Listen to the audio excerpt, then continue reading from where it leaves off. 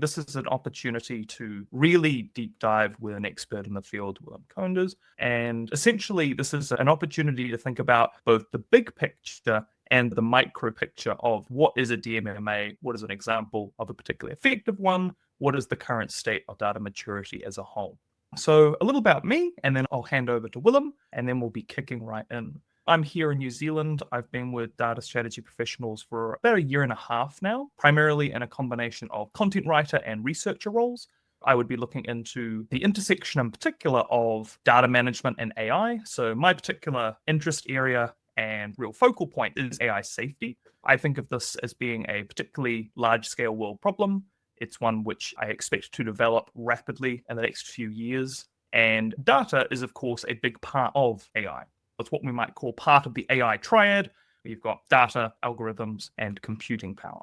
So it's extremely important to think about this intersection, and I do some research into a few of these things. What's the potential impact of AI on, for example, the data management job market, but also in AI governance in various different fields. And this is actually going to be potentially somewhat relevant to what we talk about with Willem as regard ZS. They have their own data maturity compass, which uses generative AI to a small extent in the production space. So that's a little about me, and I would like to hand over to Willem to introduce himself. Thank you so much, Mac, for having me. Thanks, Nicole, as well. So, hi, everybody. An opportunity for me to jump on my soapbox to talk about one of these passions of mine in the area of data, specifically data maturity assessments. Executed over 25 of them, at least. I stopped counting them at some point in the last couple of years. And I've done that in the context of the role that I have now that I've had in the past. I spent all my working life, first a decade at Deloitte and now coming up on 3 years with ZS Associates. I spent all my working life in data. So I started out as a corporate strategy consultant, but then very quickly started to work for a series of emerging chief data officers. And they all had variations of the questions around, hey, where am I today and where should I be taking this data discipline across different sectors? In that context, I've worked to help author or co-author data strategies and operating models at the highest level, but also down into very detailed capability implementation and rolled up sleeve actual program implementations.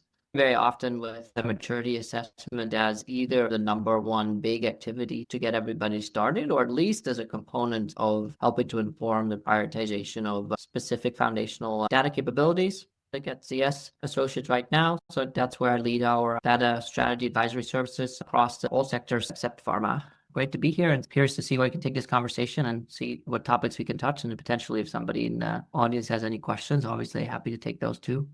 Awesome. Thank you very much, Willem. Yeah, so beautiful segue into framing up what this conversation will look like. As you might have seen already, we've got a preset series of questions that I myself in particular was interested in part based on some of the research I did for the DMMA article you might have seen, so I contributed to that. And there were a number of questions for me about this space. At the biggest scale, what is the state of data maturity and why might this be important? Then we've got what is the kind of situation with these assessments? What are they trying to measure? What are their limitations? And then talking a little bit about the ZS Compass, so what Willem himself has been working on a little bit more in detail, in part because it has quite a different approach to developing a DMMA, and what are the comparative advantages of this approach. Really keen to hear a little bit about what are data maturity assessments and what even is data maturity as a concept, and why is it useful for data management practitioners to understand data maturity? Awesome. Yeah, the way I would interpret it is we start first with those foundational data capabilities, like what is it about? Mac will talk about a couple of examples, but there's many frameworks out there and they put the emphasis sometimes more on specific capabilities or others, or some are more theoretically inclined. Some of them are focusing really a little bit more potentially on technology. They try to look at an organization's, let's say, data management capabilities. So think about disciplines like data governance, data architecture, data integration. You can keep going. This is where the frameworks will be different, like which you do include and which you don't include. And what they all do is they try to look at these types of capability areas or disciplines along the lens of various dimensions. They tend to be around people or talent or culture. That's maybe one kind of type of dimension. Another one is technology, obviously. Another one could be processes. But in any case, they tried to take these different data capability areas and they tried to shine a light on how well have we developed this type of data capability within our organization. So why does it matter? The highest level answer here is that a lot of companies need good data to be able to function. And even more so, if you would want to become more data driven, you want to use more artificial intelligence, you want to have analytics, and it depends widely on the sector if this is commercially oriented or more customer experience oriented. But if you want to excel in the marketplace, it's a cliche, not said, but nonetheless very true, the better your data, the better you're able to work with it. And especially maybe to make this very relevant in the last couple of months, maybe a year or two, if you now look at generative AI, there have been many asked before, like the types of AI analytics waves. None of that stuff works if your data isn't in place. So if you don't roughly know what data you have, where it is, how it is to be interpreted, what's appropriate usage, none of those applied uses of data matter. And so a data maturity assessment is almost, if you go to a doctor and like you know that you would like to run a marathon or you want to climb a mountain or whatever it is, it may be different depending on the person. But relative to what you're trying to do, somebody's going to take a look and see like, how are we doing? What would you need to improve to be able to really do that?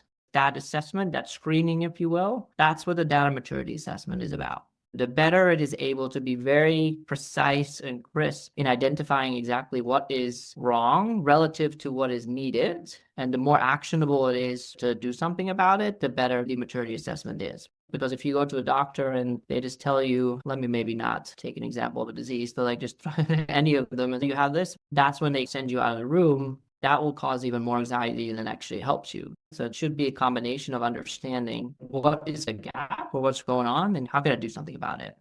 Awesome. Thank you very much. Yeah, so really nice overview in terms of thinking about what both data maturity is and why it matters. There are a few different directions I'm interested in taking things. To begin with, before we dig down into the details of assessments themselves, really keen to take a step back and just consider the kind of current circumstances of data maturity in the world. You mentioned earlier that you conducted 25 different assessments, or at least, and this has given you a sense of the current state of data maturity. So, of course, we would regularly see emphasis on various organizations becoming increasingly data-driven.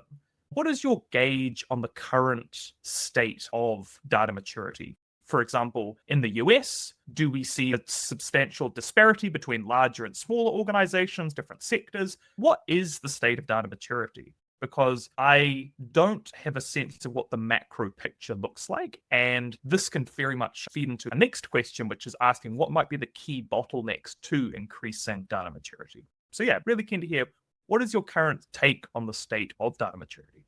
For sure. In the beginning, you mentioned or referenced the fact that I've done 25 or more of these. I have to be a touch careful here because I happen to also be a statistician of sorts. In this case, what companies would advise you to come in to do this? It's companies that probably know that they have a gap and they don't necessarily understand yet where to go. So there is an amount of selection bias if I were to just look maybe at those ones that I explicitly did the measurement. It's similar to folks who go to a doctor for the most part because they feel something's off. Having said that, where do I think that at a macro level, the maturity is? So it's still probably nascent to developing for the vast majority. If I average across everything, like across the entire world, across any sector, there's very few that are in really whatever the respective third, fourth, and fifth levels are in the maturity framework is very hard to get there. That's actually potentially a bit misleading sometimes of these frameworks, but because you think like the yardstick is, I want to be at the far end of these because that's what it means to be really good at it.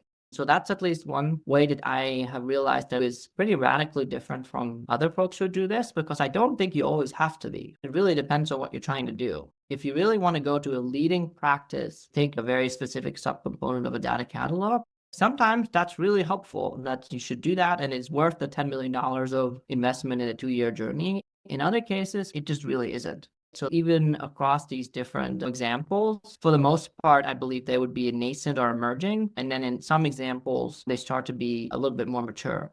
Now, regionally or by sector, what would be the best way almost to think about how the development of what the current state maturity is and maybe the direction of travel?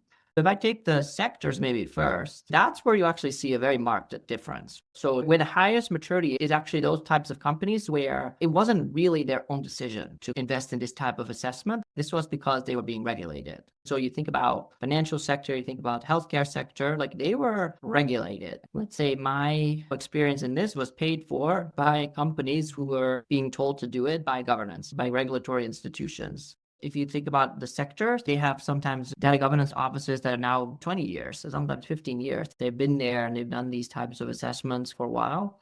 Then I'm doing also a lot of work now in medical technology, specifically retail. They are catching up rapidly. And they're catching up for a totally different reason. They're not catching up at all because the regulators are banging on their door. The regulators would love to have the capability to do that, but they can't actually. They just don't have the bandwidth to do it across everybody. They're doing that for the reason we talked about a few minutes ago. Their analytical processes are not working. They want to enable some of these more aspirational use cases, and they are realizing that data is the number one bottleneck.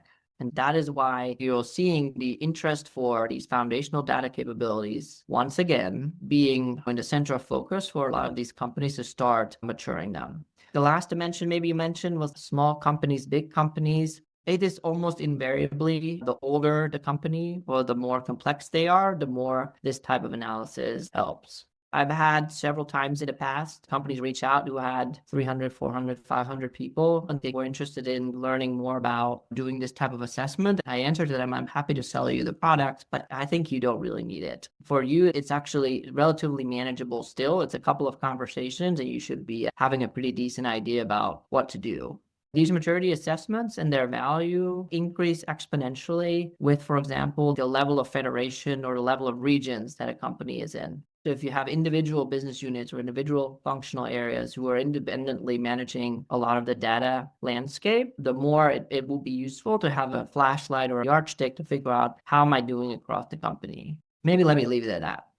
Beautiful. No, really appreciate it. There was quite a multifaceted question, so you gave a very multifaceted answer. Really appreciate that. There are a few different things there which are very useful to follow up.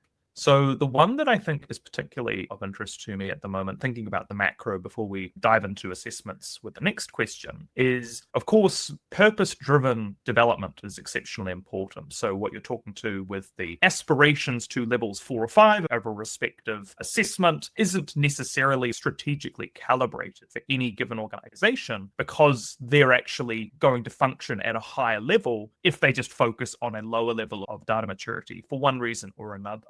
This really relates to the idiosyncrasies that any given organization can run into with, say, bottlenecks and such. Have you noticed, like you were mentioning before, part of what has driven data maturity has in fact been this entirely external force, which any given organization can't control, which is regulation?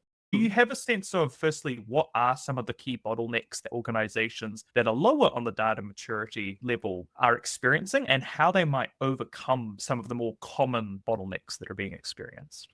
There's a couple of key ones there. In the past, technology was a bottleneck that maybe it wasn't necessarily there to be able to detect what data you have to control for quality, but there's almost too much technology and too much to choose from. So that's not really the challenge anymore. If any, I've come in many times after an MDM implementation or a catalog implementation and it's not working. So it is invariably, not once, was it the actual technology now that's the issue. It was more around the change management journey, the processes, and how do you embed these types of foundational data capabilities into the organization. That's number one. It's like if you understand that data is a shared asset. It's not so much like you don't necessarily own a P&L. It's not that you own a tool necessarily. Data is really a shared asset or should be in your company, which means that you need to get the right participation across these different lines for it to work.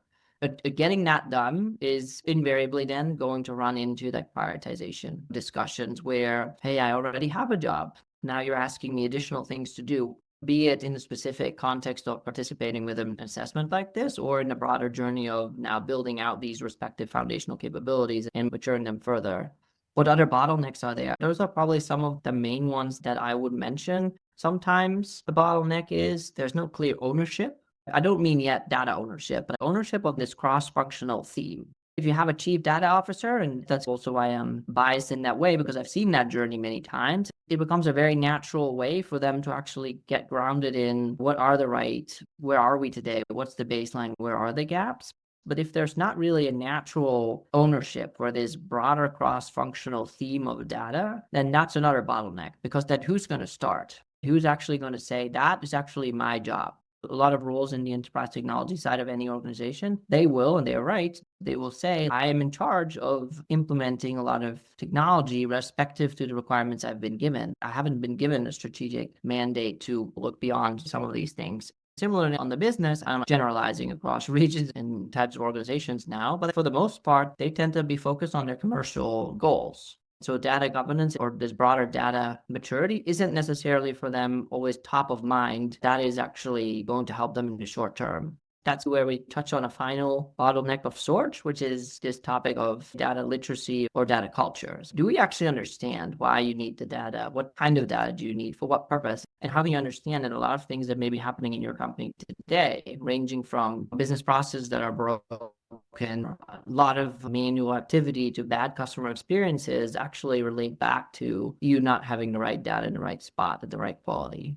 Awesome. Really appreciate that. So there were a few different bottlenecks you mentioned, and maybe there's enough existing content out there for anyone who really wants to deep dive into addressing some of these bottlenecks that we don't need to go into too much detail. Do you have any sense of, let's isolate maybe a couple of those. So there was like change management, there was like ownership of that change management, there was data literacy. What might be some of the most impactful ways to address some of these bottlenecks that immediately come to mind to you, which you don't see talked about elsewhere, or you don't see many organizations really understanding or implementing? Not sure if they don't understand it or if they might not be aware, but just creating some mechanism through which you can build a community around this topic or this theme can really help. They tend to be called data council or data governance forum or things like that, is something that can really help, especially in the beginning, to surface some of the key pain points and try to help interpret them in the context of these foundational data capabilities. Even without having a very clear framework yet or a tool or a roadmap, that can be helped to actually start bringing people around to the fact that these common foundational capabilities are in fact very impactful.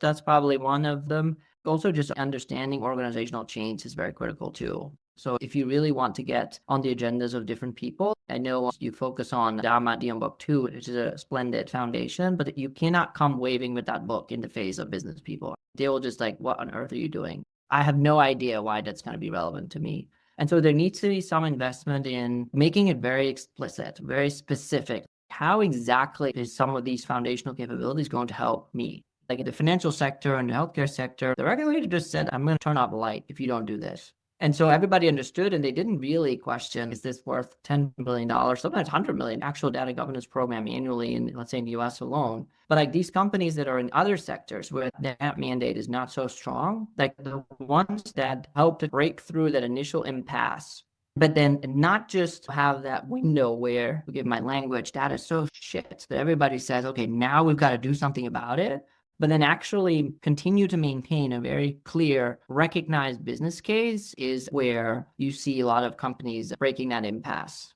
Lots of different things you can unpack further. So how exactly are they doing that?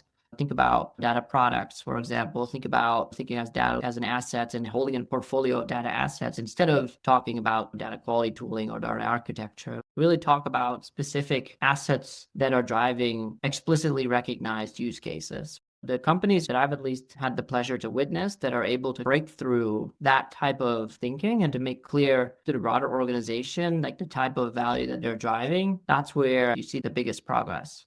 Awesome. Yeah, really appreciate that. This is a very natural opportunity to segue into assessment, where it would be very useful to understand how you might actually do some of these things in practice.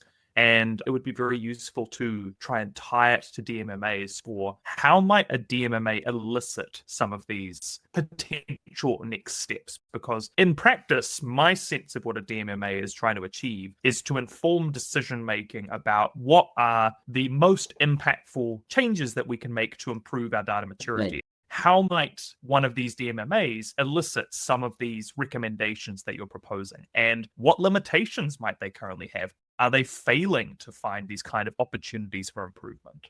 For the most part, they find too much. That's because of the interpretation of here's a perfect yardstick. You're not meeting these somehow independently crafted maturity levels, and they're held up to an organization, and you show you're below the top levels. There's almost too much. There's no catalog, maybe.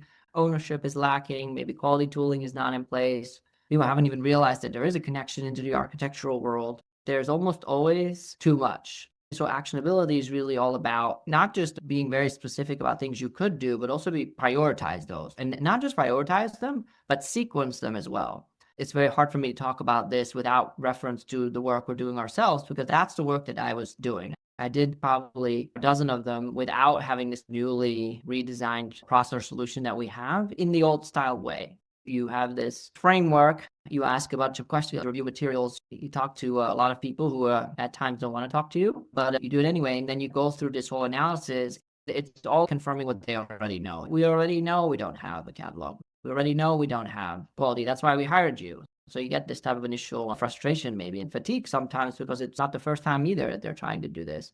The ones that are very powerful are the ones that are able to be very specific and say, okay, in the next 3 months, here's the 3 things you need to do.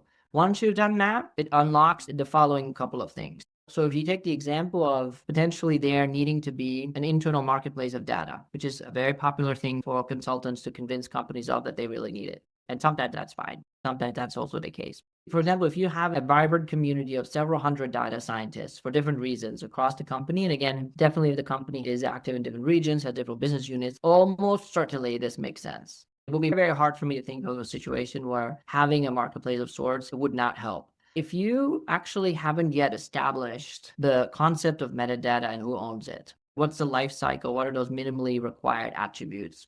And even for those attributes, if you haven't defined data ownership, the business definitions, for example, it will only work with this community of data scientists if they can log into this Amazon-like experience and click on the respective asset that they want and add to my basket, and here's my data almost. That only works if somebody, Gen AI assisted maybe these days, actually described it in a way that makes sense. So no one's going to do that if you don't have the tooling available for you to harvest the technical metadata to some extent, and some business ownership where people are actually providing those definitions and they're being brought to a catalog and they're reviewed currently. None of that will happen if there's no data governance framework. Before we even go into super specific role responsibilities, how are we defining data governance? What does an owner do? What do we do on the business side? What do we do on the technology side? What's the business steward? And so now I started out with this marketplace where eventually we'd love to go. But if you really take it apart, you'll start to see a sequence of things you need to do first. The part that I've been very passionate about is to try to model that out, and not model it out for 1 or 2 organizations, which is actually what a lot of advisors are paid for. But that's what they do. They try to imagine the business strategy, and from that reverse engineer what would need to be true for these objectives to be able to be met from a data perspective. And then they build a roadmap and they charge you for it. They charge you for your lab. So that's the part that I was trying to figure out. How can you go beyond just doing the yardstick in the beginning, but have it auto-generate immediately? What are the things that you need to do and in what sequence? For some of these business objectives to be able to be true, you can be very specific in the types of foundational data capabilities that need to be in place at a minimum level of maturity. That's the part where we spend a lot of time on, and it's actually fun because you actually connect all these dry theoretical concepts of very real things that the business cares about. So we have inventories of real use cases that are present in medical technology, that are present in retail, that are present in CPG. And so we know for each of these use cases what type of data capabilities you typically need to have. Even in our maturity assessments now, we don't only focus on data capabilities anymore. We also have a different community that we ask questions about which use cases are working and not working. Where are you taking your data from and how is it not working? Do you know sources where you are spending too much time cleaning or finding data and things like that? And to that, as soon as the first results come in, it helps to auto-generate that roadmap for you. And then where it's very specifically sequencing this out. So if you first do these 3 things, that the next quarter, it enables you to now take on the following 3 things. Yeah, it's very hard for me to answer this without reference to how we're doing it, but I invested so much time in it because I'm very passionate about that. Especially the historic maturity assessment, they're really shitty things to do because you have to spend time with an organization that already knows that they have work to do. And there's a lot of sensitivity often, like where you ask about, okay, so this data in this system is not great. Why? And then they talk about legacy. This person made this decision, or this tool is not working. And anyhow, and then you finally get to the point where you start to create a report. You get another discussion where you start to validate those, and some people don't agree. And you have to actually move the dials a little bit or change the scores just to get stakeholders on board. All of that while they pay $500,000 and they still haven't heard a single recommendation.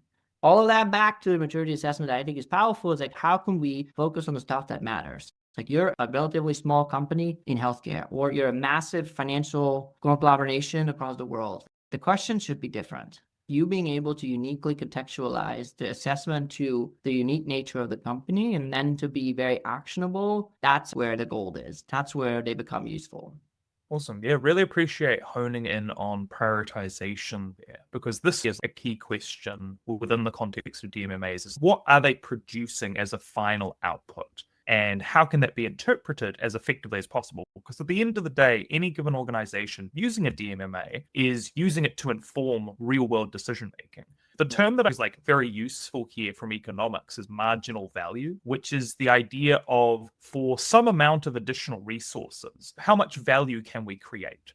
So, for example, if I spend this 500,000 and I get this DMMA nicely completed, how much value does that actually generate for my business? This is going to a large extent depend on how tightly is the focus on the highest priority action points. One key question I have around this, and please do feel free to refer to the DMC that you've worked on as reference, is how do DMMAs differ in the extent that they really hone in on these key points? And what do you think is different about DMC? So you've talked about, for example, auto generation. We've talked about the use of Gen AI, trying to extract all this information and then describe it in a really tight, clean business sense. What do you think goes into really figuring out what a business needs to know and what they don't need to know so that it can, in fact, be actioned on in practice? So let me take the first part of that question first. Like, how are they different? And let's talk maybe first about the frameworks first and not the end-to-end process. So they all, again, have in common, for the most part, that they have some focus areas, and then they have levels and dimensions. The focus areas could be, do you have a data program? Do you have data governance? Do you have data architecture, metadata management, privacy and compliance? It depends on the framework. That's one dimension. And it's also actually one of the first ones where they're differing. So if you look across the DAMA wheel, for example, there may have been new ones in the last 12 months, perhaps, because the last time I really went framework by framework, none of them really cover all of them. And even though the data maturity compass that you referenced that we developed does go across all of the capability areas, almost always when we actually engage with a client, we select a subset because not all of them just are equally relevant at that time. The first thing that is different is actually which scopes do you include? So, for example, one that is very rarely in there is any sort of something that is specific to AI. That's just been too new, or analytics. They tend to focus on data quality, governance, these types of things. They don't really talk about any conversion into AI or analytics. You see new ones here, separate AI governance frameworks, for example, because people start to think about that through, but they aren't integrated into these broader DMMA as you refer them to. The maturity levels, some have 4 levels, some have 5. It doesn't really matter. They almost always are very similar. You start somewhere where you either don't have anything at all or you don't have it consistently, and all the way through you being a leading company in the world. I personally insisted for our solution, I only wanted 4 levels, most 5 or 6. It's pretending that you have a more accurate how you grow through these things than is really happening in reality. So I just said 4, it should be enough. They don't really are different in there. And then the final way that these frameworks works is that they tend to look at these different areas through those lenses of the type of maturity or the component of maturity. Is it the technology? Is it maybe the process layer? Or is it the talent layer?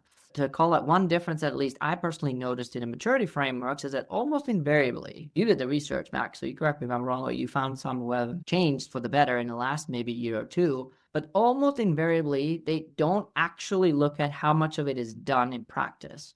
They talk about, do you have a program? They talk about, do you have a framework? Do you have policies and standards? They rarely, if ever, venture to what extent have you been able to do this? So what happens is that you have organizations that can score actually great in the whole framework. They have all these things, but they haven't actually used any of it. So that's the part where I personally felt that we were missing something. And I can, again, subjective, and that's why we invested so much time in it. That's a specific dimensions that we called out separately, like adoption, we called it. Any capability like data quality, governance, architecture, all of them has an adoption dimension. They vary slightly, but they really ask about, okay, great that you have the technology, process, strategy dimensions, but to what extent have you actually enabled this in practice? Then if we take those frameworks and then how is maybe our data maturity compass different, or at least how are we trying to make sure that we make these as actionable as possible? I already talked about a couple of them, but I wanted to highlight maybe a dimension or two additional. Before that, even, how does it really work for us? We created a survey-driven initial input. So there's a number of questions. There's a database of several hundred questions that can be asked to different people. So the first way that we're different is that we actually have an independently also defined set of 12 typical personas. If you are a data architect, if you are a business process owner, there's 12 of them. Then it actually only asks you those questions where you can reasonably be expected to have the right experience or some information on what the score should be. It doesn't mean that we don't want to have other people talk or give an opinion, but you really want to not waste time. These assessments are very painful. They take a lot of time, especially the way they're still being done for the majority is 20, 30, 40 interviews, which is very painful. You have to do all of the aggregations afterwards yourself. So this is firstly survey-driven. We invested a lot of time to make sure it's customer friendly. You only get asked the questions that you really should have an answer into. And then the other part that I already mentioned, it has a built-in patterns where it recognizes, depending on your strategic profile, because we allow companies to pick a primary and a secondary profile. For example, is the key profile strategic archetype that matters for you the fact that you need to be regulatory compliant? It usually means something different from if you're actually trying to cut costs or if you're trying to maximize the customer experience or drive innovation. That's the first one. So we allow you to pick whichever profile you believe fits best with either the company or the business unit we're talking about, and it will calibrate where it would expect that your target maturity should be. Then add another layer of specific use cases that are relevant for that sector that you happen to be in. What it then does is it actually creates an auto-generated roadmap based on all this information. So based on all of this, it plots out where we believe the strategic maturity should be. It checks that relative to where you are today, and it sees the delta, and it then puts those into a sequenced roadmap. That's the part where you may imagine that Gen AI is very helpful. It really is terrible because at least in the public pile of knowledge, it is just way too predictable. For example, it says people don't know where the data is, so it automatically recommends you to do a data catalog. But that's not the case all the time. You need to be very carefully calibrating that decision. This sequencing, even though we still have it be tested automatically, is actually built on our experience. What is the right sequence of doing things and having that drive the auto generation? How are we using generative AI then? So the part that what we are using is a lot of the survey is actually closed in the sense that we're asking questions that are very specific. They're very evidence-based. There shouldn't be any doubt. Like if you get a certain answer, it's because it referenced certain evidence. For example, it asks you, is a given policy or standard there, yes or no? And if you don't know, you can obviously say that. But it's very evidence-based. Nonetheless, it's closed. So it doesn't allow for a lot of context yet. And so what we've added here is that way that we have both, depending on the preference of whoever is doing this assessment, you can either just speech to text is easy, or you can type it out. But there's kind of comments around why certain things are not working, in what context, what were you trying to do and is not working today. So we have a generative AI layer that looks across, this is like very easily 20,000 data points for even a medium company in size and complexity. It crafts that story. And it is really great at that. Just give me the highlights. If I look at all these results, what is really going on here? That's the part that's really helpful in terms of generative AI. It still needs a little bit of training, but the language models we've trained ourselves, it's able to both take these quantitative results that follow from the multiple choice questions, and it's able to then have an inventory of examples behind them. Data quality is not great here, but how's that impacting things? So again, it makes it very actionable. Maybe one more comment. Speed. These types of things very often take 2 months, 3 months. And then again, you only get to the stage of here's an initial set of results. So in the very first time that we trialed this out, or we used it in one of our now flagship customers, we started the survey on Monday. And on Friday, I was presenting to the global CIO a report saying, here's where you seem to be. I didn't have any context. I hadn't had any interviews. I hadn't had any of that. But there was a very solid, backed up view around what the emerging view of where they were.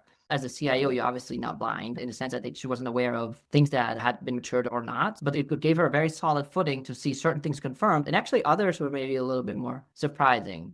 The last thing that's different in how we use it then is we tend to do this survey first to get the data points, and then any interview we do after is actually focused on either understanding inconsistencies or thinking through recommendations. So when we get to somebody who's in a commercial role, for example, we don't go through the whole 60 or 90 minutes questionnaire. We actually say, hey, we already got responses from your team back. Here's 3 things we wanted to understand better. It becomes to be very targeted. We've never met with these folks before. And then you are able to zoom in directly into their pain points, which you reach that point in an interview in minute number 3, where usually that will be session number 3. That's just the experience is completely different. It's extraordinarily actionable.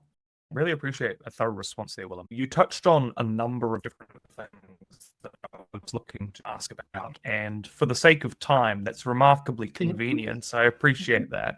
Just for context, we'll start to wrap for talking a bit about what kind of Willem might be working on. So essentially where I would like us to go to give a very quick summary of some of the things you were touching on there, Willem. You talked about everything from what is the evidence base for any given DMMA actually working in practice. So, for example, do they even have an adoption dimension? Is there anything related to real-world implementation? You also started to talk about where does the DMC address some of the limitations of existing DMMAs that are more traditional, one of which is talking about, of course, adoption, but a lot of which is actually customization to user needs. So what is a given organization needing? And that will depend on who are the roles involved, for example. And then you also touched on how generative AI is involved. As I understand it, it's taking a bunch of data, say 20,000 data points, and then using that to produce a coherent understanding of what are the key points that a given organization needs to work on. That'll be some subset of the different components that you're going to be measuring. There are various different ways that I'd be interested to look at this. Of course, like there's stuff around like AI governance, what is being done to make sure that this is reliable and transparent. That's something that I'm particularly interested in. But I think for most of us here, a key question I'm keen to really cover is how can any given organization select the best DMMA for their needs? So I think of this as being a very empirical question where what is the evidence that any given DMMA is actually going to meet the needs of an organization? Now, you might want to refer directly to the DMC, but is it the case that various different DMMAs will meet different needs? Or is it the case like the DMC would like really just be the go-to in your estimation for any given organization? And ultimately, what is the evidence to help support that decision-making? That's a subjective answer, but you know which answer I'm going to give you. Part of that is because I did actually use a lot of them. I didn't use all of them practically hands-on, but I used a lot of them in practice. For the most part, they all are very relevant. They all work. Like, regrettably, in the sense that this might be a somewhat disappointing answer, is that if you really pick one, and as long as you're working with someone who really understands both the framework, but more so how to contextualize it in a unique organization so that it doesn't become a check-the-box exercise, but someone who truly understands and can contextualize it in a given situation, it doesn't matter that much. The frameworks, they work in a lot of different ways. Some may miss a capability, or I talked about the adoption dimension. Yeah, I will stick to that point. That's important, and a lot of them don't really talk enough about it. If there's a capability missing, for example, from one or another, then you can add it sometimes. So if you think about DCAM or some of the existing ones, they really sometimes take a very narrow, almost informed way of thinking about this. It's very theoretical. It's very not necessarily connected as much to the business. The framework's fine, as long as whoever is administering the test is able to contextualize it later and that to make it real and to help inform what the right actions are that would be worthwhile, versus others that, sure, a textbook might say that element level data lineage across the whole flow for given data is helpful, but they're not controlling the budget. It would cost tens of billions of dollars to be able to do that. So as long as you have someone like that who's helping you do the assessment, I guess the analogy back to the doctor, as long as your doctor's great and they ask the right questions, not really sure that the sheet he has in his hand to make sure he asks the right questions is that super important. But then again, it's not necessarily about the framework, although there were a few things, again, adoption and also the completeness. Some of them don't really pull in compliance, or they don't really pull in that connection to AI, for example. Why I spent so much time on developing our own, it was more about the process. It was very manual. Of the most of them, they have some portal now, but they were very often emails, spreadsheets, interviews. It was the process of how you get to those minimally required data points. And having done a dozen and then 2 dozen of them, you start to see that the data points are actually very similar across, like the very exact things you need to know to be able to get to a recommendation. So that is more about the process. That, until today, I haven't seen anywhere else. Anybody else takes at least a month for these types of assessments. None of them has the end-to-end automation. Like for data strategy professionals, you fill it out and the second later, it gives you the result. So that type of automation I haven't seen. It's just a different conversation you're able to have. You being able to have a week 2 conversation with the head of governance or maybe a business lead about the merits of a data catalog, given a lot of facts that you've gathered, is so much different than say, here's the results of our first couple of interviews. It's completely different. It's so much more actionable. Other than that, I would definitely not bounce the other frameworks. In fact, I openly admit that the capabilities we use are standing on the shoulders of existing frameworks. I didn't go and do that in a vacuum. I like the DMMA wheel just for its completeness. We tweak them a little bit, but it actually uses the existing ones. So it would be hypocritical for me to say that the frameworks themselves are maybe the issue. I really appreciate your willingness to be transparent around not only how have existing methods really informed your own model, but also that you do see these other frameworks as viable alternatives, and that it really seems to come down to the 2 key components that you're speaking to as being higher priority to consider. How knowledgeable is the practitioner who's supporting you with a given thing? And that might be something to really think about selecting for. And then the other component, which you're touching on as a big part of DMC, is the speed component. Can you get the delivery of high value insights within a week as opposed to within a month? Mac, I know we're over time, so I'm breaking your rule. No worries. Practitioner and the actionability is like, are they able to distinguish by sector? I've done a ton of work the last couple of years in health plans, for example, a ton of work in medical technology. They're very similar. The types of challenges they have and the types of things that really drive maturity in their respective contexts. So you not having the uniformly and similar flashlight that you pointed to these wildly different rooms is very critical. Because like anyone, if you spend 5, 6, 7, 10 years in a given industry, the stuff that matters. So you know, like for a health plan, for example, it's extraordinarily critical that you protect the sensitive data that about all the insurance claims. That's the number one thing that matters there. So have you guaranteed member rights? The product-driven companies, it's almost always product master type capabilities. Are you able to manage your products, feed them into e-catalogs, things like that? Are they able to help you with that sector-specific push? Otherwise, you might get the same recommendation if you were opening restaurants on the West Coast or you're selling financial services across the world, which is not appropriate. Awesome. Really appreciate that addition. Really keen to hear what you might be working on. So there's one final thing that came to mind about these whole maturity assessments that we didn't touch on in the last year is repeatability of them as well. So if you can use them, same as a doctor, again, like if you have a report, you come back and you can check, is it getting better, is super critical. What am I working on? One of the things that maybe I would be mentioning that is tangentially related to this is just radically trying to focus on quantifying value and data value. As radical as actually trying to value how much is it worth to a company that you have a clean customer data record. Is that $1? Is it $5? Is that $50,000? Actually pushing a number on those. And then also specific journeys like MDM, yes or no. Everybody loves to have clean master data, but is it worth the 4 to 5, or if you go a little bit less industry grade, maybe $1 million or $2 million, but is it that worth that? And trying to really push ourselves and our clients to quantify, be specific. Just maybe referencing this, perhaps too often referenced now, statistic of chief data officers having barely 2 years before they're ousted or before they move on is,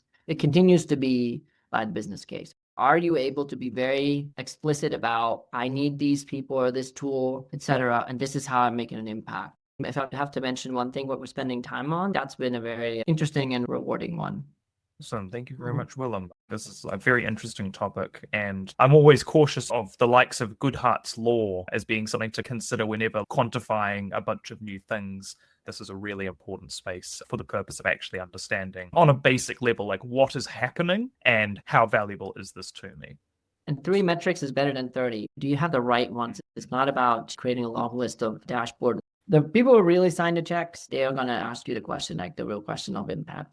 thank you again, Willem and Mac, for this excellent conversation. This was really great to listen to, very nuanced and based on experience. So I hope everyone got a lot of value out of this. Awesome. Thank you very much, Nicole. And yeah, hugely appreciate your time, Willem. Really a deep dive into not only the bigger picture, but what specifically you have been working on and what are some of the ways in which it differs to help inform decision making among different organizations. Hugely appreciate your time and hugely appreciate everyone turning up here to learn about this stuff. Data maturity is exceptionally important to understand if you do want to be data driven. So awesome to have you all here. Have a lovely day, everyone, and look forward to connecting with you in future. Thank you.